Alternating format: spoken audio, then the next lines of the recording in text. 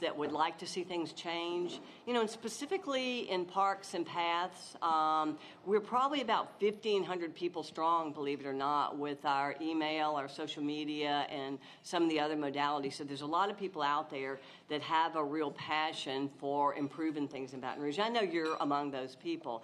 And if you were a business report or daily report subscriber, there was a poll maybe 3 or 4 months ago asking people, did they think that Baton Rouge parks needed improvement? And you know what that number was probably, huh?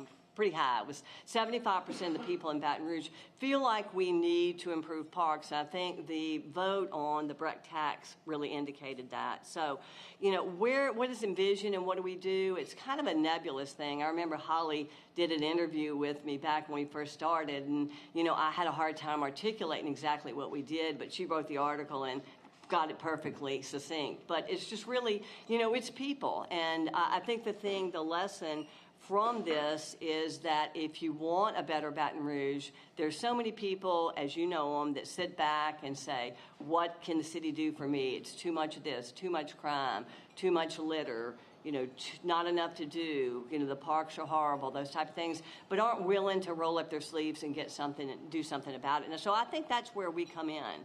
And people like we partner actually, you know, just to show you, you know, you talk about too much litter in our city, and you get the Jennifer Richardsons and the Keep Tigertown Beautiful people that say, well, if there's too much litter, this is what we're going to do. So that's really what the 1,000+ people that have joined these forces are all about. And it's not just one thing. You know, I come here every time and talk about City Park, and we kick up some dust, and y'all beat me up a little bit on the changes at the golf course. And I'll talk about that, you know, too. But there's a whole lot of other things. So I'm just going to take a few minutes to talk about some of the things. And I think my key message is to tell people in Baton Rouge, I mean, if you want to get something done, be a part of the solution. Don't be a part of the problem and continue to complain, because, you know, I think for Baton Rouge, our visionaries are not as visionary as we would hope them to be. So it's our responsibility to help create that, and that's where Envision came in. So that's kind of where we are. Let me tell you what we're going to talk about real briefly, and I'll start back at the top. I went with an old-fashioned handout because I didn't know exactly how the AV services were going to work, so that might be helpful for you. Just a couple of areas where we're pretty active in Baton Rouge. The first thing, let me tell you, is I'm going to talk about the Reimagine campaign that we did, and that's where the video comes in. I'll give you an update on the Perkins Road underpass that was, you know, a project that's been in the works and finally coming to fruition. Also, there's another initiative that sort of spawned off of that, actually a crosswalk from Hollydale across Perkins that some moms on our committee that, you know, knew what we were doing with the underpass. Like, well, hey, can we do some things? I said, heck yeah, let's talk to Move Baton Rouge. Anyway, we'll talk about that.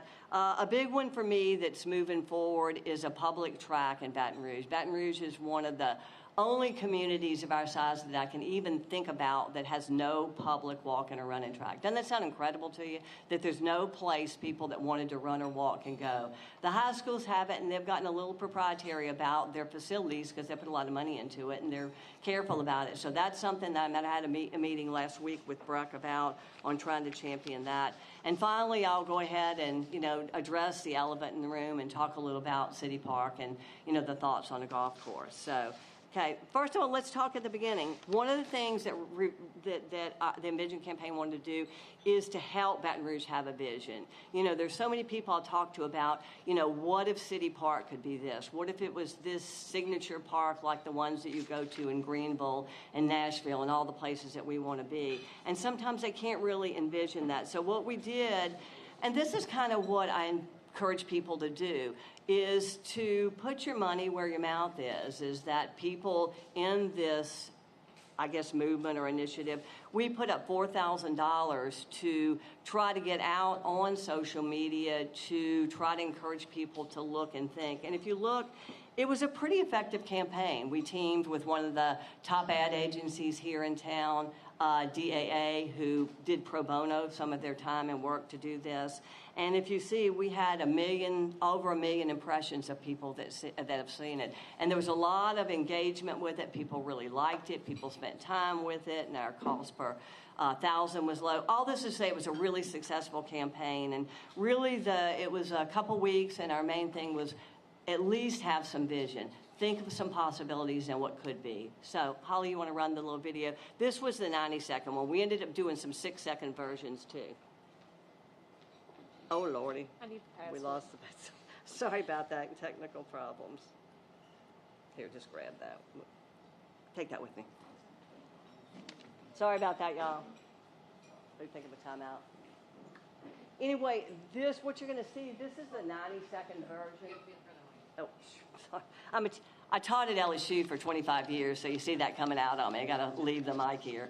But the thing is, this is a 90-second version of it, and we knew going in that that 90 seconds is going to, people's attention span is much shorter than that. So we did several 6-second versions of it that did well. But you'd be surprised how many people stuck with this through the whole 90 seconds, if we get to it.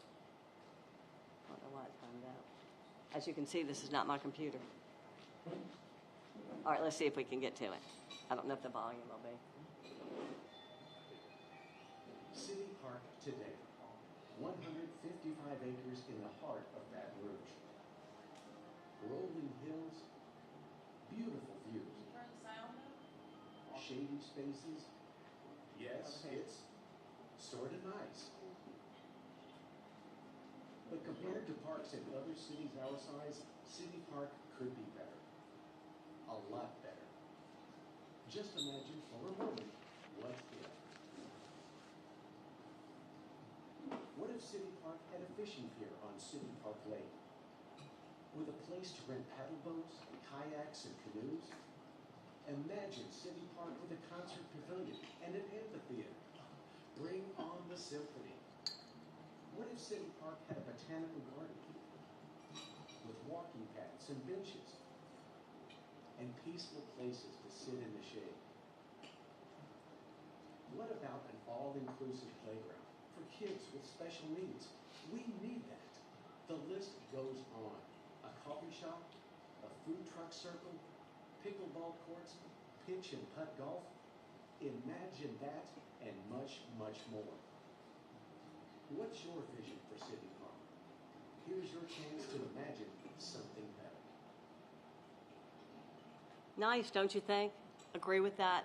And the point is, y'all, is if we had a blank slate on that property that's a crown jewel of Baton Rouge, what could we possibly do with it? And, I don't have the answers to it, but I asked Baton Rouge, what is the best use for that? And so I know one of your last guests said that there's no reason to destroy history to progress. But, to some extent, you can change things and still preserve some of your history. And I think if Baton Rouge wants to move forward, we at least need to envision and consider this type of thing. So that's one of the things that we did, was to try to create some vision. Another thing that we did that we're really probably the thing I'm one of the most proud about is that if you're familiar with South Baton Rouge, the Perkins Road overpass that's there has always been a barrier to connecting the Garden District, even City Park and the Louise Street and even downtown to the other side, where if you've been around that area, it's a really emerging restaurant and bar district that people really love, with Building 5s and the Colonel's Club and so forth and so on. So it's, the overpass is dangerous. Ask Donnie, he's run over it a million times. The sidewalk is scary because it's more narrow than it should be. We've had 2 runners take really bad falls there. Fortunately, there wasn't cars coming. So anyway, it's been a real big thing that we've done. The business owners tonight, it's not one of those things that we're going to tell the city all the things that they've done wrong. We're going to say, how can we help you do it right? And you've probably heard the story by now, but we put up 17. The city said, we need a survey, but it's going to take us about a year to get to it. We put up $17,000 and had a survey done. And the city said, well, this is nice, but we kind of need a plan for what you want to do there. So we put up $27,000 and hired Carbo and did a plan. So as the years went on, the good news, my update on that is the city appropriated $2.2 million to get that done after I personally applied for the Move BR funds. And you can see I've got it here for you to look at. I thought this might be easy for the news media. The good thing is it's probably going to break ground this summer. that our last little hitch was the railroad, and that still is, because the railroad has got to come in there and build their own crossing because it's there. Once that crossing gets built by the railroad, we're ready to go. Another couple things over there, Energy had to relocate poles that would have been in the way of the construction. But if you're interested in that project, sent you or included underpassproject.org, which is our website that'll show you. I mean, I've talked about this before, so I don't want to overdo it, except to tell you, finally, I think we're going to break ground. I think finally we're going to have a linear park sidewalk underpass where people can get from the Garden District to the other side of Perkins Road. One of the people on that little committee, Julie Becknell, and one of her neighbors, their mothers that live over on Hollydale, and they were inspired by the whole grassroots nature of trying to get things done. They really wanted a safe crosswalk over Perkins Road, particularly knowing that the underpass project was getting done. So they are working with Move BR and the city and the mayor to actually get one of those hawk light cross lights from Hollydale to across Perkins Road for her kids. And that's one of the ones you press and the lights come on. So what a cool thing is that people are finally getting a grasp of, I can take some initiative, I can work with the city. So we'll see how that does. Well, another one that I want to update you on is finally some progress on a running track, walking track, if you will, in Baton Rouge. I started back in 2016 trying to get a 440-meter track over in Brooks Park. And a lot of people still don't know that. You know where City Park sits on the hill, and you know where Kane's Dog Park is. Brooks Park sits behind that in front of McKinley Middle. It's a big, giant, wide-open field that hardly anybody in Baton Rouge knows about, and it's the perfect setting for a running track, and it will actually kind of feed into the lakes. You know, you do some stuff on the tracks and you work from the lakes. So back in 2016, myself and a lot of the cross-country track coaches in Baton Rouge, Coach Boudreaux, Coach Duplichan, a lot of the ones that you know, met with Carolyn McKnight to try to get this done. And a lot of lip service as it is. Probably my favorite thing that came out of that meeting was one of her assistant supervisor said, you know, Jenny, you're doing all this work on this track, you know, but there'll be so many people using it, you probably won't even get a chance to be on it. And so I sat back. It's like, maybe that says something to you that there's a need there. If it's going to be so much people on it that I can't use it, then we need one. And we still haven't had one. We moved into the current superintendent, same sit down, same scenario, same inactivity. I think a lot is going to hinge on what Baton Rouge does with Parks and Paths, on who our new superintendent is going to be, and I think that process is happening right now on that. I've been working closely with Dixon McMakin on this because what Breck told me at the meeting last week was that, okay, one of the things you're going to see is one of the plans that they've got. Oh, I did put the most recent plan for the underpass. But if you look at this kind of hand-drawn piece here, this was drawn by Breck for a meeting last week, and so they said, well, Jenny, I don't know if we can do a 400-meter track. Again, in your mind, that's a standard high school track. That is the ideal because that's where you can have, you know, even little elementary and high school competitions there. But, you know, we may have to settle for the 200-meter. They have proposed that maybe we can do a 200-meter track, which is not exactly perfect, but at this point in time, after starting 2016, it's like, I'll take what I can get. Hoping that Breck, with the new tax money, was going to be able to fund that. But in meeting with them, it's another one of those discussions where they would like to see more private funds. The discussion was, it'll probably cost about $400,000 to do that track. And Jenny, what we'd like you to do is raise 75% of that. So $300,000 is probably not easy to come by. And after that meeting, I've since had conversations with Representative McMakin, who truly feels, knowing the budget and knowing some things that he's proposing to change, that Breck really should take this on. You know, it's a tough sell. And again, this is not knocking Breck. I've worked with him and I've been, you know, on the Breck Foundation board. But the thing is that they're asking me to fund this with 75% private funds. It's tough to go out in the community and ask for that after you all know that you voted on a millage that's given Breck all this money moving forward. And if you look, y'all, I mean, I've got the draft because I wasn't really involved with Imagine Your Parks, the last one, that they have the statement on what the key needs. I mean, key needs are way over here. The two key needs for this community are better neighborhood parks and paved trails. So if you think that being the key priority, you'd think that would be where they'd spend their money. Again, I want to have a public track so much. If they tell me to raise the money, I'm going to find a way to raise the money. One of the things that's attractive is that if I can get $200,000 of it, naming rights will be attached to that. So Donnie Boudreaux Jeweler 200-meter track over there sounds pretty good, right? I'll accept it, but I'd rather have a 400-meter track. Okay, Donnie will pay the money if I'll get him a 400-meter track. Yeah, so, you know, it's half of what we want. But the point for all this, and I think that's why Holly invited me here, is to tell you, you know, that your everyday person that wants something done just needs to roll up their sleeves and get something done, whether it's money, whether it's sweat equity, whether it's just a passion for doing it, then that's possibly the possibility. And the last thing I do want to talk about, and like I said, I usually get a little bit kicked up about talking about changing the golf course. And every time I do, I tell you, I know y'all know me as a runner, but, you know, I truly am a golfer. You know, my vacations are either to the Masters or I went to the tailor-made school of golf to get fitted for golf clubs. So I'm not, you know, but City Park is never one I've really played at. You know, Santa Maria is gorgeous, Webb Park is nice. So I guess what I want to tell you is it's not that I'm not a golfer. It's just there's so much that we can do to move forward in Baton Rouge, and I think keeping Historic City Park is just not one of them, because I do believe that we can make progress and still preserve history. So the quick thing that I've done, and I've talked to Corey about this, you know, Superintendent Corey, about this, is that there's other ways to reconfigure it. And in the past, I've really never wanted to talk golf because it's always been, y'all, let's just talk about the vision. Let's just talk about the reimaginations. Let's forget golf. Let's just think of what it might be.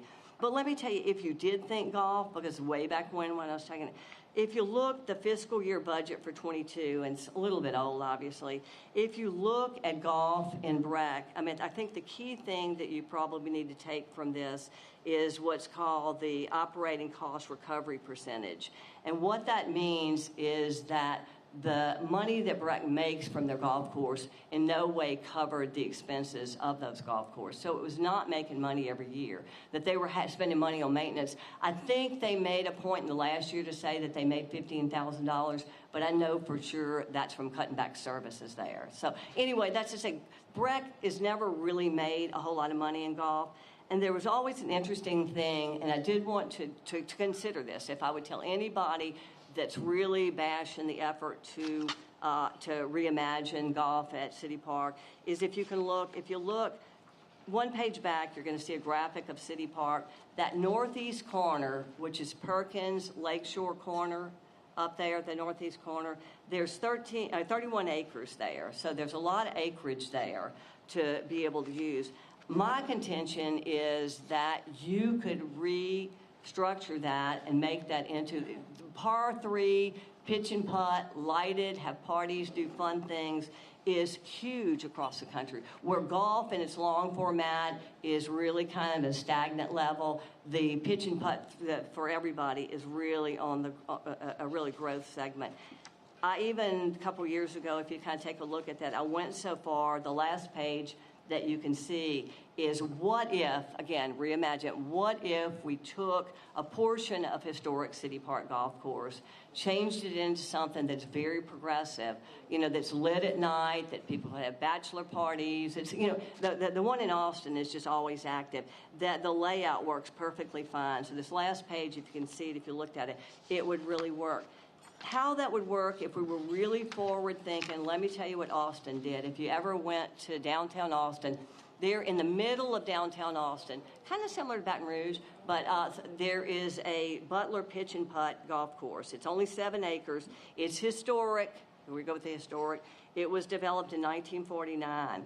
What happened, similar situation to City Park, you know, it needed to be redeveloped. It needed to be improved. The city recreations didn't have the money to do that. A group from Austin called Pecan Grove Golf Partners, what they came in and proposed to City Council, we will take this property, We'll pay all the money to improve it. We'll invest everything to make it what it needs to be. And we'll pay the city back. So, the city doesn't have to do anything to improve it. If you look, the group, what they pay a fee of $2,700 monthly back to the city and the city park system, and they share 18% of the gross revenue minus that, that base monthly fee. So these are even old stats, and things have grown since then. With the revenue that they did in 2018, the city would collect $57,000. So if you really want to think progressively and you want to go where golf's going and you want to see a concept that's going to make money and private-public partnerships, I think that's certainly something to consider. So that's kind of where we are. I'm hoping that you'll see that you sitting right there and me standing up here, if there's something that you really feel strongly about in Baton Rouge, roll up your sleeves and let's get to work. That's all. Questions on any of the projects? Somebody's not going to talk to me about the golf course? Yes. Jenni, the last time you were here, I asked you a question about university lakes and city park lakes and almost 45 to 50 acres of land that you would gain from that. Have you given any more thought to that additional acres that you're going to gain? I know I have been on a committee with a lot of the people in Baton Rouge, Visit Baton Rouge, the Chamber, et cetera, et cetera. Chris Meyer from BRAF is working to try to develop a conservancy, which is a private nonprofit that's going to come in and try to make those decisions. I wish that I had the power to tell you, hey, this is what I think we should do and this is how it's going to be done. But I felt the bigger parks in Baton Rouge that have lake systems have a nonprofit that comes in and raises the money and manages it. So that would be who would think. I can give you my ideas all day, but, they wouldn't be worth a hill of beans. But the answer specifically, they are being worked on, and they're all being worked on right now by Chris Meyer and the Baton Rouge Area Foundation. Yes?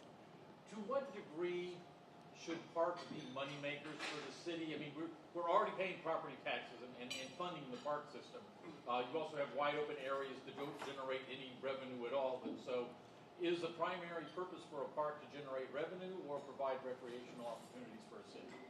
I think you could blend the two. If you look at the parks, I've had interviews with the South Carolina, Greenville Park, Nashville Park, and their nonprofit comes in there and manages, and they're trying to make money to typically what happens is that the recreational commission only has so much money to put into a park, and it's probably not enough to have a signature park. So the nonprofit comes in and raises other money, but also is looking for revenue sources. The ones that do it well have got these big venues that they do wedding receptions at. They've got the coffee shops that that will pay the money. So I'm not an expert on it by any means, but I know the ones that do it well have that balance of revenue producing and and funding from other sources.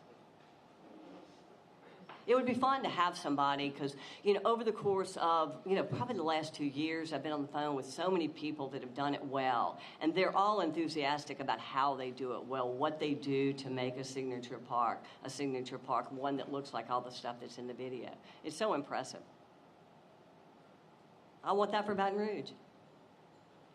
Yes, Mr. Rasponi. I've seen some of them. We're talking about that 400-meter track. Mm-hmm. Now, you say track, I'm thinking track. It's a track. Yeah, well, they got jumping kits and whatever. There's no, but most high schools have tracks. A lot of the new schools, when they build, they have tracks, and then they had old tracks, and they're going to this kind of stuff. Right. But the last few years, some of the private schools never made plans for track. So they would go to local high school tracks. So do you think there's a possibility that we would have a main track facility with stands and everything? I don't see it necessarily being one that's a competitive track, like a Catholic High track. More of a recreational track, a walk-in track, and there's a lot of these. There's a beautiful one. A friend sent me some pictures from Houston that's in Memorial Park, and it's a track with a coffee shop sitting right next to it that was funded by Roy Cullen, who's actually an old friend of mine in Houston. So more recreational, less competitive. The high schools do, but again, the high schools don't like to open it to recreational runners anymore. When I cut my teeth on it, I worked out on every track in town, but that's not the case anymore.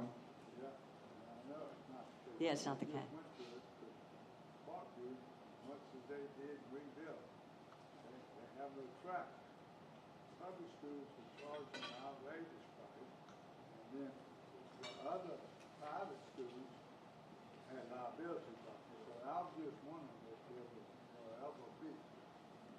At one point in time in our discussions over this since 2016, the thought was to maybe retrofit Olympia and put my dream track in there, Olympia Stadium, which I think would be marvelous. You'd have to push out the stands, and you'd have to put the track in. Another one of those great ideas that just sort of died on the vine. So it would have been lovely. So, but it's not. It's still not there. So, thoughts, anybody? Yes, sir. Ken.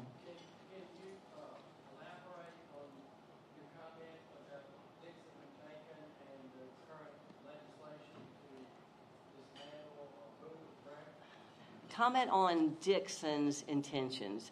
I talked to him. Repeat the question. Yes.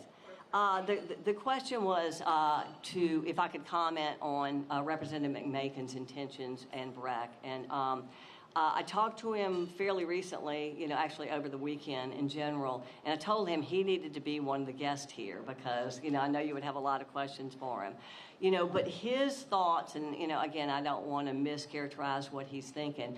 He just feels like having a little bit more input from the mayors, whether it's the mayor or the mayor representatives, is going to push a lot of things forward that are helpful for all of the parishes. And, I don't think he wants to, it's not characterizing destroying Breck, but enhancing Breck. So there's a little more cooperation among the parish mayors. But get him here again. But he's been real supportive. He's real supportive, I know, of this track situation. And I feel like, Donnie, and the good news is I feel like Dixon may get you your 400-meter track and hopefully find appropriations because in his mind he feels like there's money there and obviously the need for it. But y'all invite Dixon here. I'm sure he'd love to talk to you about it. Yes, sir. Yeah, Barry.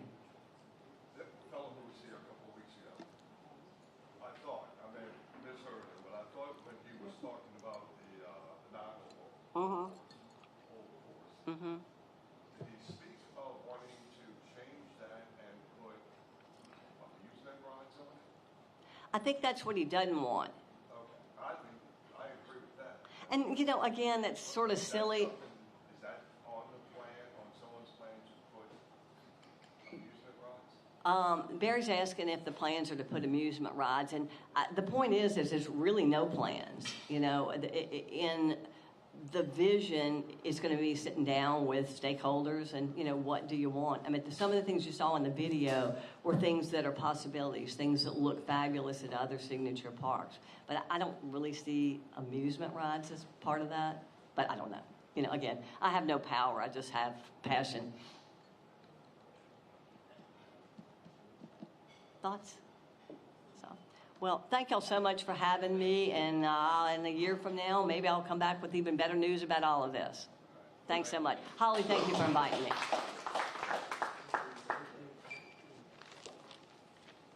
Thank you. And I'm sorry, I didn't know the computer was going to go to sleep. I didn't either. I think everything's good. And I don't know if we have...